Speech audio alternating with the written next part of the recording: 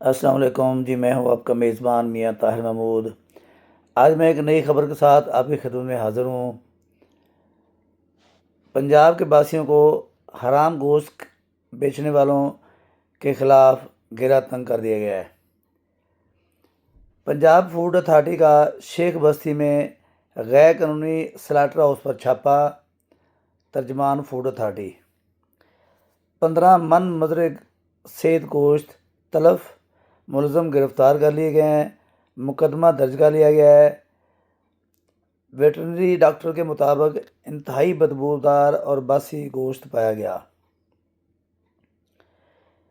کئی دنوں سے سٹور کیا گیا مدرے صید گوشت رکشا میں لوڈ کر کے مختلف جگہوں پر سپلائی کیا جانا تھا۔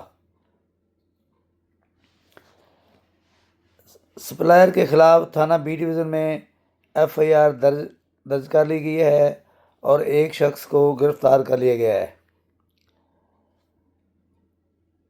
ڈی جی فوڈ اتھارٹی کا مزید یہ کہنا ہے کہ شہریوں کو مردہ اور حرام گوشت سپلائی کرنے والے کسی رعایت کے مستحق نہیں ہیں اور یہ کارروائیاں مسلسل جاری ہیں۔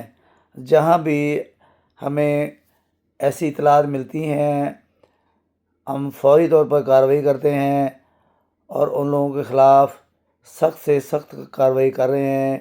مقدمات بھی درج کیے جا رہے ہیں اور ان کو سخت سزائیں بھی دلوائی جا رہی ہیں۔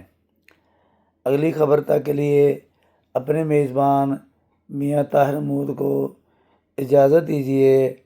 اللہ حافظ۔